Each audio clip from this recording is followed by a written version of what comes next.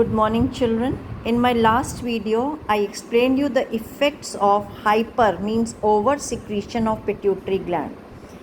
So hyper secretion or over secretion of growth hormone will result in children will result in extraordinary growth of long bones.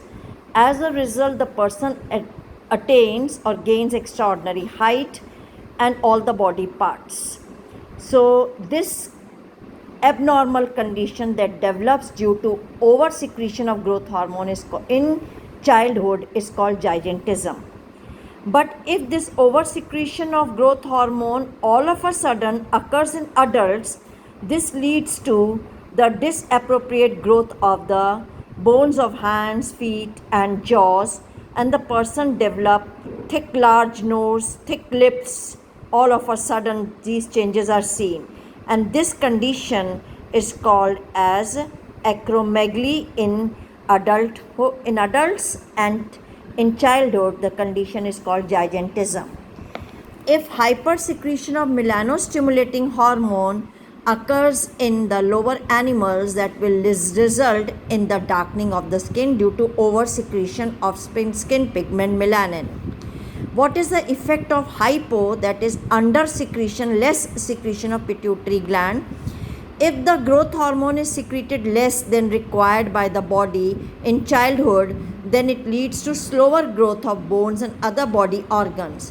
The person will remain short in height, and this condition is called dwarfism or midgets or pituitary nanism.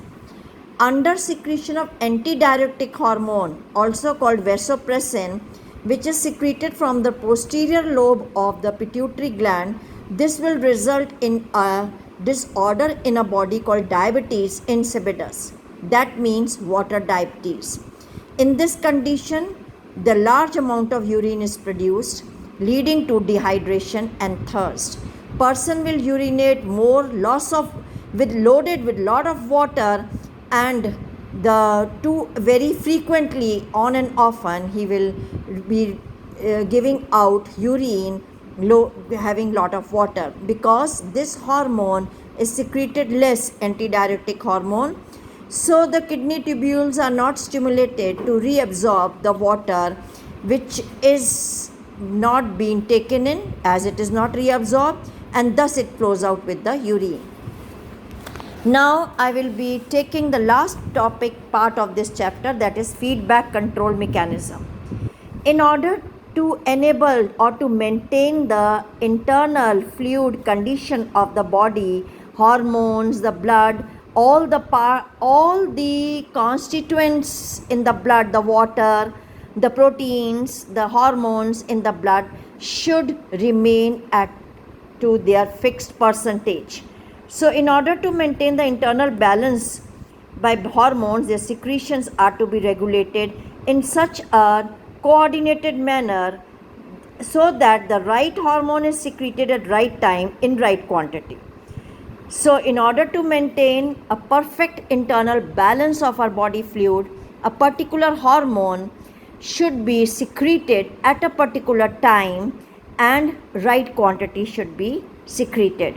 Their over and under secretion both will lead to cause the different diseases. The secretion of hormones is often under feedback control by factors or other hormones. Feedback means the response that particular endocrine gland or the particular hormone will give to the part from where it is being produced. So the functional activity, the target organ will give a response, will give feedback, will give reaction to the endocrine gland that the hormone is being secreted more, slow down its speed. The target organ will give a response, a reaction to the endocrine gland to stimulate the endocrine gland that more of hormone is required and secrete more. This is called as feedback mechanism. The regulation, that is control of secretion of thyroxine from thyroid gland, is a very common example of such feedback control mechanism.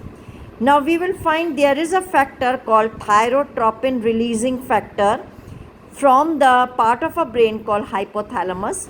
That factor will activate the anterior pituitary lobe to secrete thyroid stimulating hormone.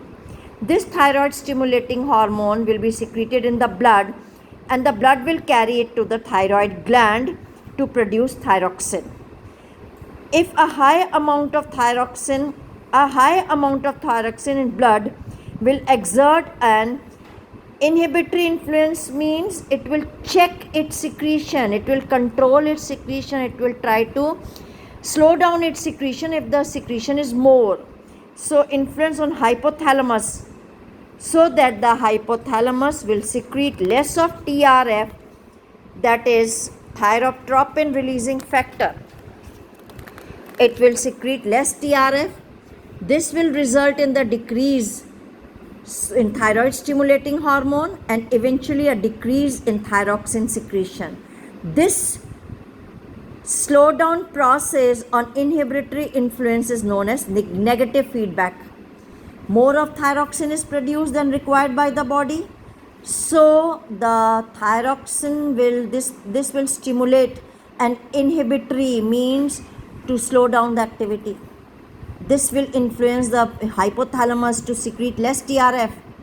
This TRF will then slow down the activity of the thyroid stimulating hormone to secrete pituitary gland to secrete less TSF. So less TSF secreted again will be slow down the thyroid gland to secrete less thyroxine. So the quantity is being controlled. This is negative feedback mechanism. On the other hand, if a fall in blood thyroxine level is there, thyroxine level is being secreted less and the body requires more, then this low level will stimulate the hypothalamus to secrete more of TRF in return, and this will result in increased TSH. This TRF is going to stimulate the pituitary gland to secrete more TSH, thyroid stimulating hormone.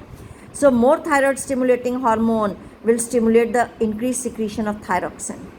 Such regulatory mechanisms are called positive feedback mechanisms. It means the thyroxine is going to influence that the body requires more of thyroxine is required. So the feedback will go. The reaction will first affect, the response will first be given to the hypothalamus, which will secrete more of TRF. More of TRF will influence the anterior pituitary gland to secrete more of TSH. More of TSH will influence the thyroid gland to secrete more of thyroxine. So the balance is being maintained, and this is positive feedback mechanism. Another example is after meal there is a sudden release of glucose from intestine to blood occurs. The increased level of glucose in the blood stimulates the secretion of insulin, which will then lower the level of blood glucose by stimulating the liver cells to change into the glucose to glycogen, and will stimulate the body cells to absorb the glucose. So the level will be normal.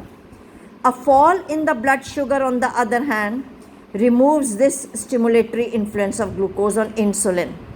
Now this glucose will not influence the insulin secretion, so that the level of blood sugar is prevented from falling further, and this helps in maintenance of blood sugar, that homeostasis, that is maintaining the level of making the balance of blood sugar by insulin.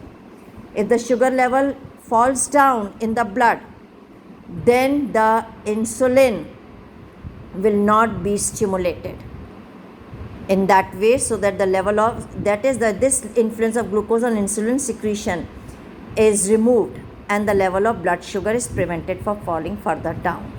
So this is all about the chapter of endocrine system, and with this video and with this chapter your first term course I have completed, and you will be preparing all the chapters done till here for your first term exam, which is going to start from 19th of August.